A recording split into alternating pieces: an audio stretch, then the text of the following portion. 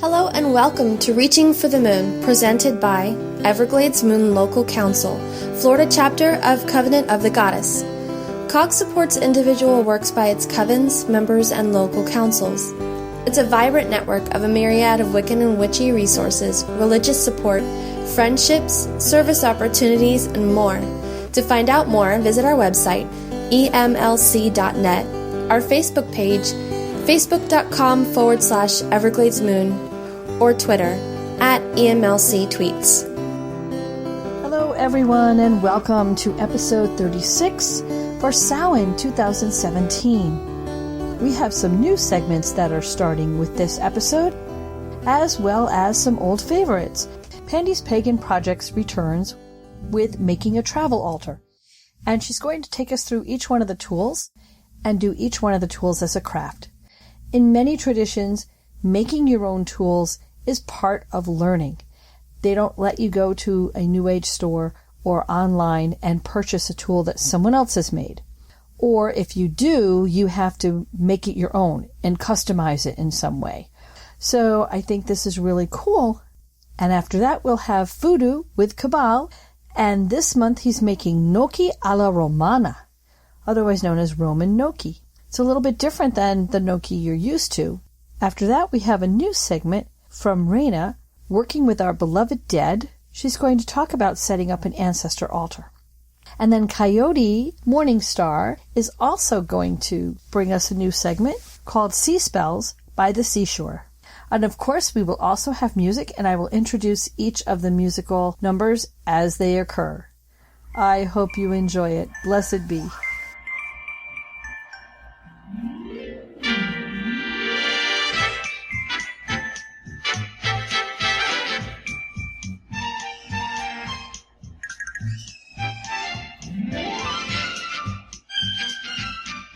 Hey everyone, I'm Alpandia, and this is another one of Pandy's Pagan Projects. Down here in Florida, we're heading into witchy festival season, and like many witches, my altar is not really portable. But I do want to have something with me as I travel, so I've decided to make a small travel altar, and I'll be sharing my process with you so you can play along. The first thing to think about is how big you want your setup to be. The bigger the items you craft or gather, the larger a container or box you'll need to transport it. I've seen amazing altars that come in all shapes and sizes. Everything from Altoid tins to cigar boxes to old vintage hat boxes. Just think about how big you want the box to be when you travel. Think about what you actually want with you and what you need. You don't want to make a large box if you don't have any room for it in your luggage, or it's filled with items you just made to make instead of things that you'll actually love and use. As we work through our altar and make and gather the items that we'll place in it, definitely keep that box size in mind. You may already have a box that you want to use, or we'll get one once we've created everything. But as we work, keep the size in mind. I know I'm repeating myself a lot here, but trust me when I tell you, it's important. Also keep in mind that you don't have to make everything that's going into your altar. We'll be making some things in the course of our altar creation, but if you find something that really speaks to you and wants to be part of your altar, use it. Whether it's a shell for water, a feather for air, a small chalice that you find at a craft fair, or even beads and pendants that can be used to represent the god, goddess, elements, feel free to use them. This is your altar, and it should speak to you and reflect your needs. You may also find that some of the items that I'll be making through this set don't jive with what you typically use. Don't feel like you have to make them. This is your altar. Again, it should be useful to you. I would recommend that you go to sites like Google and Etsy and Pinterest to get some inspiration for your travel altar. You'll get an idea of what fits inside of what sort of box, what people include, and how they address various concerns, such as including actual parts of the elements in the box. Things like vials of water, salt, incense, etc. You'll also see a wide variety of decorations that might inspire you for your own altar. The very first item that we'll be making is the pentacle that will serve as the center for our altar. This can be made out of any material. I've found 3 basic pentacles can be made out of Sculpey clay, polymer clay, wood, or rocks. So we'll look at 3 different ways to make a pentacle. Again, this is inspiration for you. If you already have one that'll fit nicely, or you'd like to make it out of fabric or something else, definitely feel free. So to make a clay pentacle, you'll need some form of clay, whether that's a polymer clay or a clay that you make yourself, something to carve with, such as clay carving tools, toothpicks, etc., and paint if you want to decorate it, or if you want to use paint instead of carving. Shape your clay into a small flat circle. If you want to carve your pentacle into your clay, now would be a good time to do that. Bake the clay according to the directions, or let it air dry if you're using air dry clay. Once it's dry, you can decorate it any way you want. If you'd like to make your pentacle out of wood, you'll need a small wooden disc and either paint or a wood burner or both. You can find small wooden discs at your local craft or hobby store. You can also cut your own from a tree that is special to you. Sand the disc until it's smooth and then decorate it either with paint or your wood burning tool or both. If you're using your wood burning tool, definitely be careful. I've seen some very beautiful altar pentacles made out of flat river rock, and you can do this also. What you'll need is obviously one of those flat rocks, which you can either find at a body of water. So make a day of it and go rock and shell gathering at your favorite beach or river. You can also find flat river rocks at your local craft store as well. And of course you'll need some way to decorate it. So if you're using paint or whatever you're using to decorate your pentacle, decorate the rock as you're moved to, or leave it natural and beautiful. Congratulations! You've crafted the first part of your travel altar. Bless and dedicate your pentacle in the way that is most meaningful for you. Join me next time when we make portable wands. Blessed be!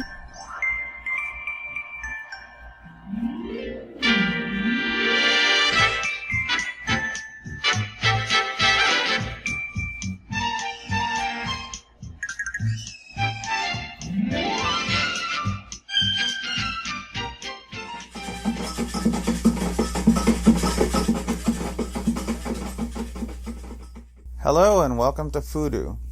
So there I was ready to make a new dish using a secret ingredient that comes from bees. Well, okay, so it's not really a secret ingredient. It's beeswax. I mean, how many things do they make? Or at least how many things that we know of that they make? Maybe they're secretly making bee babka, but we'll never know.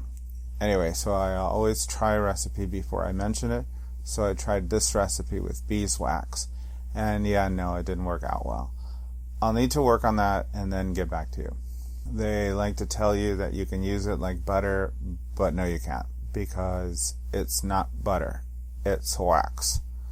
And the Romans used it like glue, and that's what it tastes like actually. If you don't know how to use it, like me, you get burnt bee glue. But I'll figure it out and I'll get back to you. But all that Viking and Roman thinking got me to actually consider some ancient grains, which are now ancient because we're basically chronocentric when it comes to food, unless marketers get in there and think that you can make a buck by calling food ancient. Well, never mind. Back to now. So I thought it would be interesting for Samhain to serve something simple that actually uses one of these ancient grains.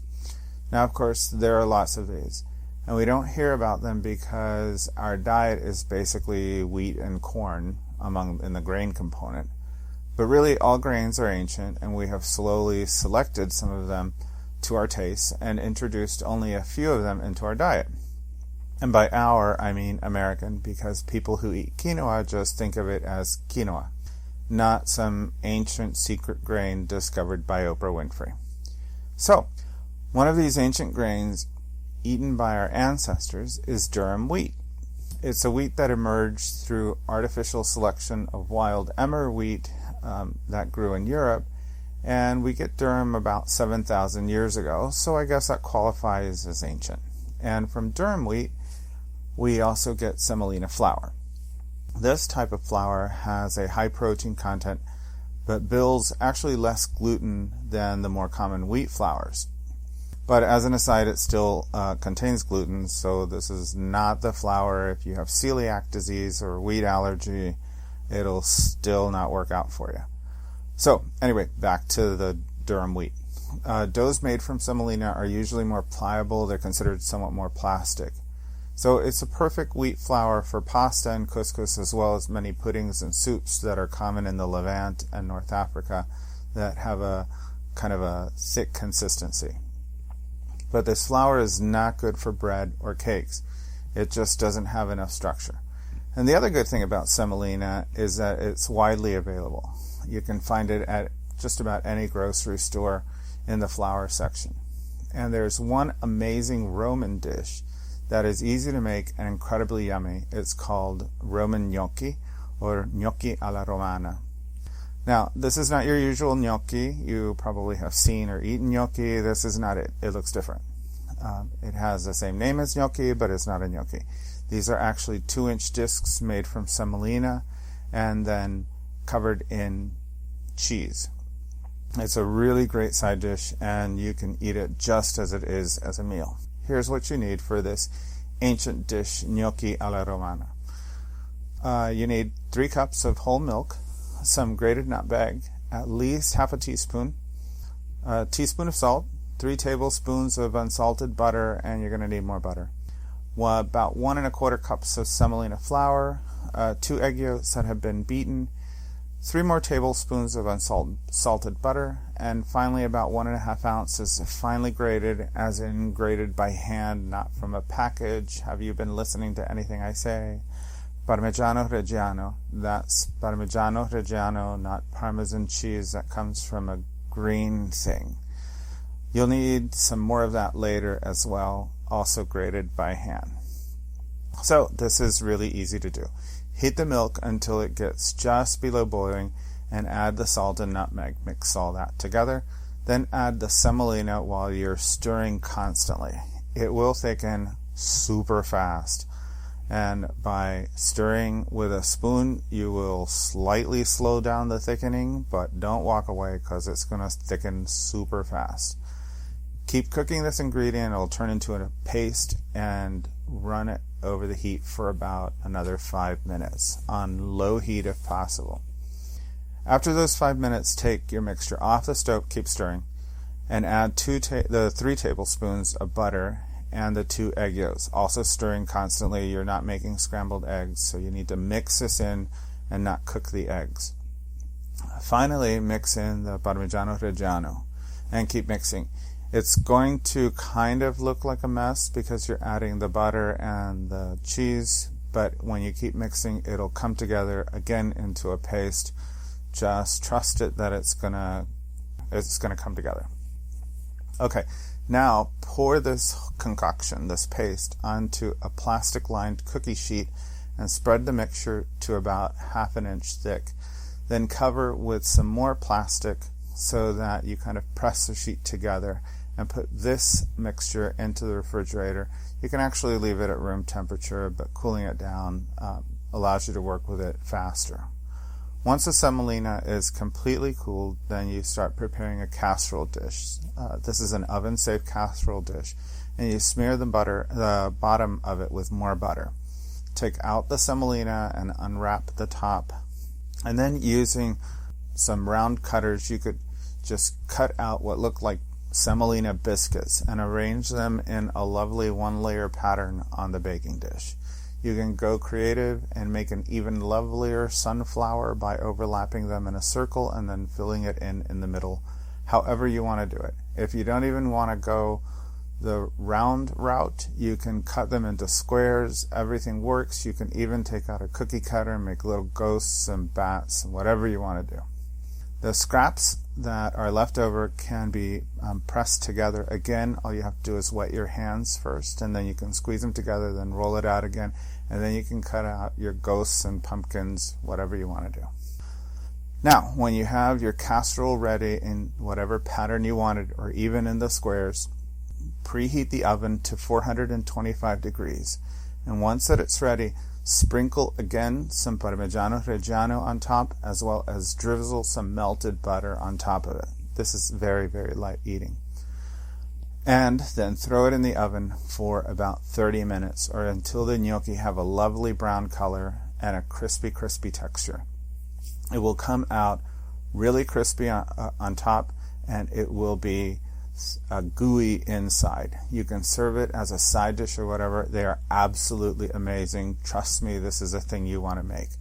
Now the question is, did the ancient Romans eat this?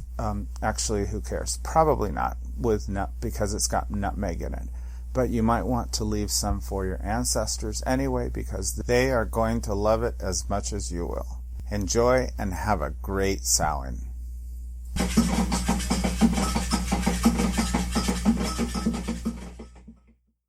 Listen more often to things than to beings. Listen more often to things than to beings. Listen more often to things than to beings. 'Tis the ancestors' word when the fire's voice is heard.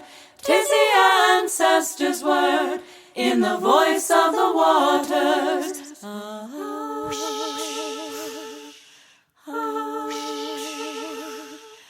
Those who have died have never left. The dead are not under the earth. They are in the rustling trees. They are in the groaning woods. They are in the crying grass. They are in the moaning rocks. The dead are not under the earth. So listen more often to things than to beings. Listen more often to things than to beings. 'Tis the ancestors' word when the fire's voice is heard. 'Tis the ancestors' word in the voice of the waters.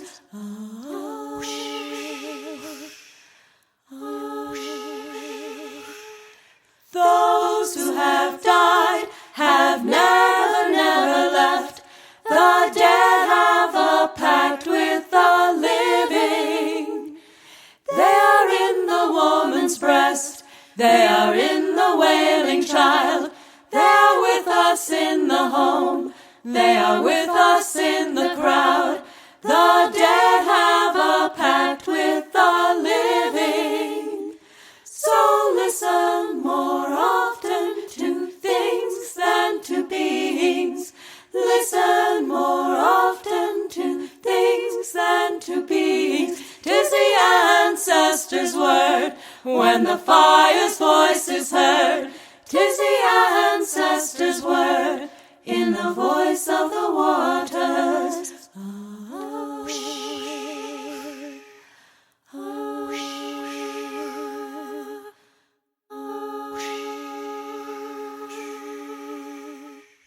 And that was Brett's, brought to you by the Crow Women from their album New Age. The Crow Women's music can be found at cdbaby.com. Hi, everybody. This is your new segment for the EMLC podcast called My Beloved Dead. My name is Raina Templeby, and I have been incorporating ancestor worship into my practice for a very long time, and I hope to share some of these practices with you. If you already have an ancestral practice, maybe you'll learn a few new tips. And if you haven't incorporated ancestor work into your pagan path, hopefully this will get you excited about it and ready and with some ideas of what to do. This is the witchiest time of the year, so it's a perfect time to start ancestor work.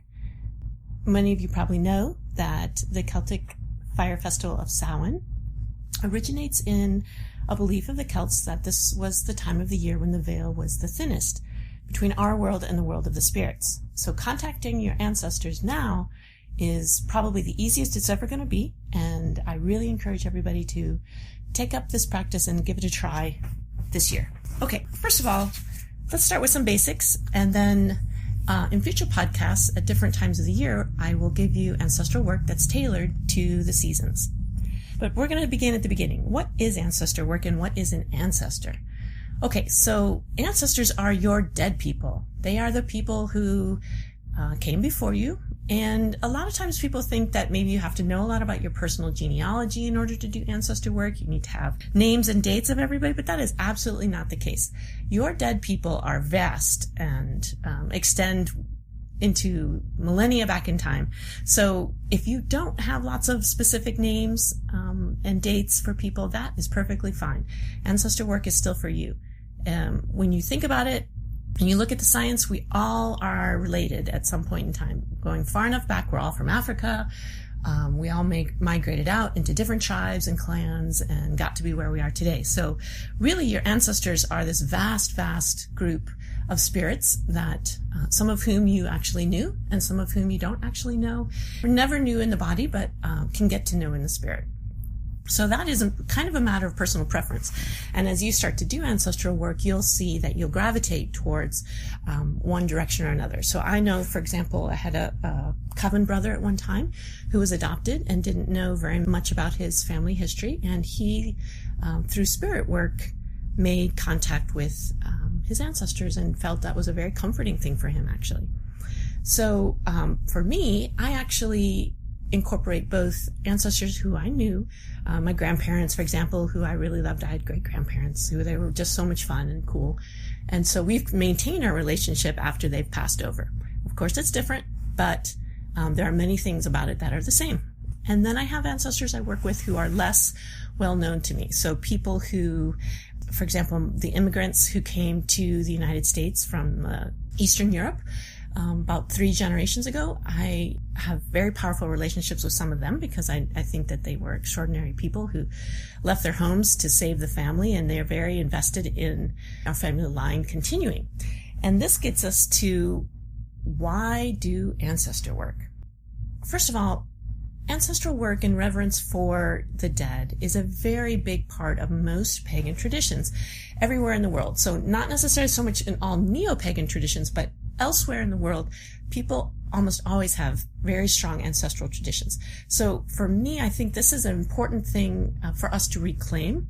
It's part of our path that we lost during the Inquisition and other times in the whole colonial experience of being forced to be Judeo-Christians. And so it's a powerful way to reconnect with other earth traditions and other pagan traditions everywhere. It also keeps you very grounded. And anybody who's doing magic knows it's always good to have more ways to stay grounded. We all try and do specific work to stay grounded, little meditations at the beginning of ritual, or we work with our stones. But ancestral work is more long-term in the way that it gives you a grounding in energies of the earth and of your family and of your ancestral line and of your clan and of the land, which really helps keep you centered on your path. And we'll get to more about that. At the same time, ancestral work will add power to the magic that you're doing. It will add a depth to your spiritual work that you might not have otherwise. And why is this? This is because your ancestors are very invested in your success. As I mentioned, one of my most powerful ancestral workings was contacting the people who left Eastern Europe and fled to the United States. And they did that at great personal cost to themselves. They never returned back to their homeland where they'd been for about hundreds of years. They didn't know what they were going to find when they came to North America, but they did so anyway because they were invested in the success of their family. Their family could not survive where they were, and they left and came here. So this is very much what ancestral energy offers you. It's this deep investment in your success. So your ancestors want their lines to continue. They want their family names to continue. They want their family energies and their bloodlines to continue. And so they are personally involved in your life if you welcome them in. And this is where the added power comes in. So if you are looking for, any kind of working you're doing, if you are in alignment with your ancestral line on this, your ancestral lineage, your ancestral path, there's a lot of different ways to describe this current of energy, then they will also add their spiritual force to the working. And that can be transformative for your magic. So that's another reason.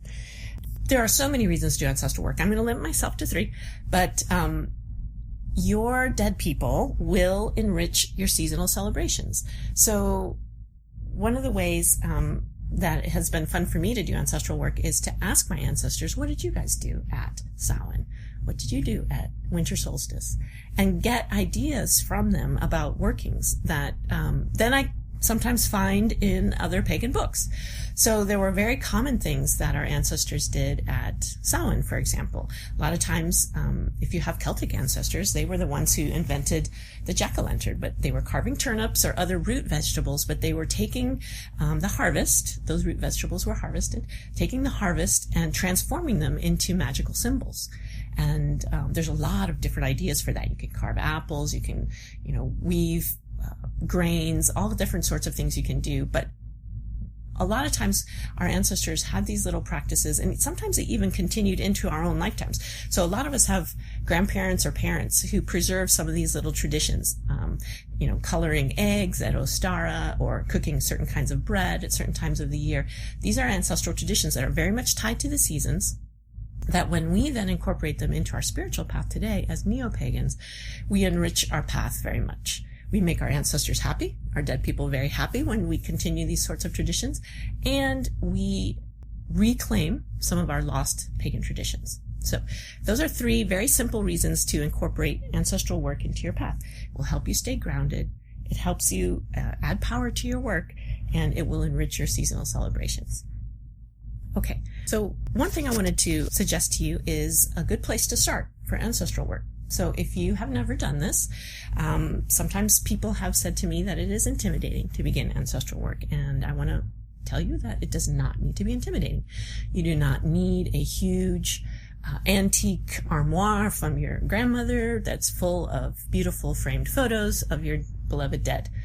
That's great, and some ancestors will help you manifest those sorts of things if that is something that they would like and you would like. But really, to begin with, it's much, much more simple. The most important thing for your altar is a dedicated space. And often people feel more comfortable creating a new altar for their beloved dead rather than carving out space on their main altar. Now, you can do both, and certainly at Samhain, my main altar sometimes becomes completely taken over by my dead people. My dead people are crowded onto that altar, and then they start asking for different special wines, and they want special flowers, and it gets very crowded on my altar at this time of year. But it's joyous. It's wonderful to see all their faces again and to spend time with them. But I would recommend that you begin by setting up a little space, and it can be extremely small amount of space. Handkerchief size space is fine. Kerchief size space, with a glass of water, a clean, clear glass. Now, if you have a piece of glassware that you inherited from a relative, that is ideal, obviously. If you have a piece of glassware that reminds you of a relative, a Pabst Blue Ribbon glass, because that was what Grandpa loved, or anything else like that, that is also great. If you have neither of those things, go with a clear glass. It can be beautiful, like a crystal goblet. It can be simple. It doesn't matter. And then fill it with clear water, clear drinking water, water that you would drink yourself. So if you don't drink tap water, don't put tap water in there. If you only drink bottled water, put bottled water in there. But let's stick to water to begin with, okay? And then here's why. Water has so many magical properties, obviously, but it is particularly conducive to spirits. And so spirits travel through water more easily than they do through some other media. And your beloved dead will be attracted to the water that you offer them on your little ancestral altar, and they will come and partake of it. So what you will notice is that the water in your glass will diminish. It will drop down. You'll have to replenish it. Now, we can explain that through evaporation, but it is also, magically speaking, because this is a sacred offering, the spirits are accepting it. And that's how you know they're accepting it. If the water starts to get yucky, if it gets, for some reason, dirty, dusty, please do change it. Dead people don't like dirty water any more than living people, and you need to have your ancestral altar clean. Some people have friends who like the ancestral altar to get dusty and accumulated energy and burn down candles. And more power to you if that is your path. But as people who are new on this path, I'm going to suggest that you keep your ancestral altar spotlessly clean. Okay, so what else to put on this altar? The space that you've made in your life, in your energetic field, in your universe for them is the number one most important thing. So having a dedicated space. Putting a glass of water on there, a crystal goblet, a drinking water glass is a beautiful way to set that stage. A white cloth is recommended over a black cloth, right? White absorbs energy. It is all colors united. I know us witches, we love our black, and we have a lot of black out, especially this time of year. So if you want a black altar cloth, that's perfectly fine too. I just urge you to experiment with the white at some point in time. And then step number 2 for starting your ancestral practice, you need to set aside time to invite the spirits of your beloved dead to communicate with you. So make time for this relationship. This is actually much more important than the altar, but I'm started with the altar because altars help you get to this next step, right? So the next step is setting aside time to invite the beloved dead to communicate with you. This means having a little moment. Maybe it's every day before dinner when you're saying grace. Maybe it's on the full moon. Definitely at Samhain. Please make time to do this at Samhain if no other time, or on a weekly basis or something like that, where you just sit quietly and you open yourself and you say, my ancestors, my beautiful beloved dead who brought me to this place, I invite you into my life. And that's all it is. Just start that communication flow. If you already have ancestral work that you're doing, you are probably already pretty busy at this time of year because the dead love Samhain and they love coming through and asking for special requests. And so I know many of us who do ancestral work are out shopping looking for that obscure piece of spice that we need to make grandma's special paprikash or something like that. If you don't have that practice, you'll see what happens at this time of year. And I think you'll be very, very pleased, because even if you don't do a lot of spirit work and communication, your ancestors are some of the very best places to start in building your abilities to do spirit communication. Again, because your ancestors are known to you and they know you, because you share a bloodline and a soul stream, which is your reason for being here on the planet, they will be very gentle and it will feel very familiar when they contact you. A lot of times it's extremely moving. So give yourself space for that. Make sure that it's you're not rushed, that you have a beautiful, quiet space to let that happen. Okay? And now here's the last thing I want to mention about how to begin your ancestral practice at this time of year. Family recipes. This is one of my favorites. One of the greatest ways to honor the dead is to make their favorite foods, or a recipe that they passed on to you that they loved during their lifetimes. And so what do you do with this? So, it can be anything. It doesn't have to be a big elaborate meal. It can be one single dish. It can even just be buying the right kind of beer that they liked, or the right kind of apples that they liked, and putting those on the altar. If it's a recipe, if you're making an entire cake or an entire main dish, take your time with it. Really think of it as a magical ritual. This is not just regular cooking. Of course, that's another podcast. All cooking is magical, but this is a special ritual that you're doing for them, and you're going to make this as an offering. Food you cook for the ancestors needs to be put on an ancestral altar and left for 3 days, and then returned to the earth. So it is perfectly appropriate to make a favorite family recipe and consume it at Samhain with your coven as part of your potluck, or with your family at this time of year. That's a slightly different kind of offering. That what you're doing is you're honoring their knowledge that they passed on to you, and continuing the tradition and teaching your family and your spiritual family about your ancestors. But if you're making a specific food, a family dish for the ancestors, then you make it, you put it on the altar, you leave it for 3 days for the spirit of the offering to be accepted, and then you dispose of it in the earth. And by that I mean you put it on the earth. You put it in flowing water, or you put it on the earth.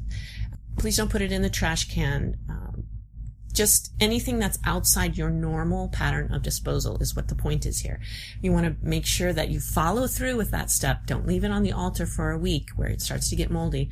Again, your dead people will not be happy, and you don't want unhappy dead people. So 3 days, disposal in a different way than you normally dispose of food, preferably on the earth, and you're done. I hope you enjoyed this new segment, and I look forward to sharing ancestral work with you over the coming year. Blessed be. Those who have died have never, never left. The dead have a pact with the living. Is the ancestors' breath in the voice of the water?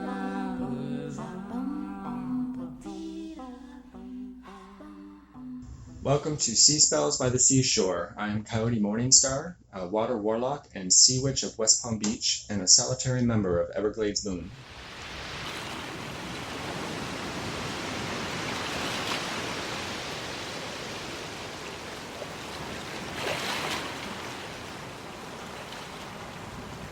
Today we're going to talk about beachcombing between the worlds, searching for amulets, charms, and magical tools washed up by the sea.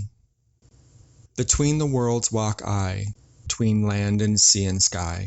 Walk I the way, tween night and day, between the worlds walk I. The best time to comb the beach is in the tween times, at dawn or dusk, closer to low tide, and after a storm. Before combing, make sure you are grounded and centered. With your bare feet in the sand and the waves washing your feet, let your senses expand. Be aware of the sounds of the waves and the seabirds. Feel the sun on your skin and the wind in your hair, and smell the salt in the air. Dip your fingers in the sea and anoint your forehead as you sing a song or prayer, asking the spirits to guide your eye as you search. My favorite gifts of the sea are holy stones, also called hag stones or witch stones, due to the belief that if you hung one over your bed, you could protect yourself or loved ones from nightmares or hag riding, or from malevolent spirits sent to cause you harm. Holy stones are also used for love and good fortune, as well as protection. Small ones can be made into jewelry, tied into your hair, or carried as pocket charms. One old world tradition is to make a charm with a holy stone and skeleton key to be used as protection while traveling. Large ones, about the size of a softball, can be tied to a cord or rope and whirled overhead to bust storms. I've used my storm buster a couple of times to protect my home from hurricanes, to good effect. Ideally, the holes are round and even, and the stone smooth, almost glassy. Though any holy stone will have magic in them. Stones with more than one hole are especially powerful. Take a holy stone to the beach at dawn or dusk, during an equinox or solstice, and look through the hole to see spirits and fairies dancing on the waves. Or look through it any time to strengthen your eyesight. Here is one of my favorite spells from Scott Cunningham. Take a good-sized holy stone and find a driftwood stick that fits snug in the hole. Throw it into the sea during the flowing tide to bring love your way. Other stones that could be used for magic or ritual are round, flat stones to represent the goddess, and long, phallic stones to represent the god. Different shells can also be used to represent deity. Bivalves, such as clams and scallops, for the mother, and univalves such as conchs and whelks for the father. Large intact scallop or clam shells can be used to hold anointing oils or seawater. Large lightning whelks or conchs, boiled clean, can be used as a chalice or ladle. Conch trumpets, with the tip sawed off, can be used to summon sea spirits and gods of the deep to attend your seaside rites and to cleanse the space of negativity. Shells can also be used for prosperity, fertility, and healing spells. Dried seaweed and driftwood are excellent for a magical beach fire if you're fortunate enough to be allowed by local authorities. A driftwood wand is perfect for a sea witch, with the traditional measurement from the tip of the middle finger to the tip of the elbow. Other treasures found on the sea or on the beach are crab claws, shark's teeth, sand dollars, mermaid's tears or sea glass, fulgurite or lightning stones, coral, and sea beans such as a sea heart. Blessed be the precious and preserving water, blood of life, cleansing guest.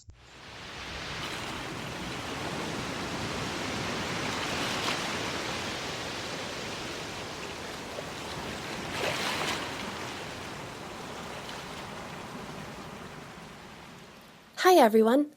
Before we begin our last segment of this episode, we'd like to thank you for listening. Putting a podcast together is a time-consuming labor of love, but knowing that someone is listening to our hard work and hopefully gaining something from it makes it worthwhile. Would you let us know you like the podcast by going to our website emlc.net. Click on the podcast tab and write a comment. Tell us what you like and what you'd like to hear more of on our podcast. And even better, why not leave us a rating on iTunes? Ratings help us become more visible to more people. It's not about ego, it's all about service. Thank you, and blessed be. And before we end the program, we're going to hear a song by Ginger Doss called Thankful, and it's from her album From Love to Love. You can learn more about Ginger Doss and purchase her music at gingerdoss.com. That's GINGERDOSS.com. To begin, take a step. Move ahead and do your best. There is power and intent. Use your dreams to reinvent yourself. Child of a light, and in darkness shining bright. All the fires you can ignite will lead you through the night. There is nothing you can do. Take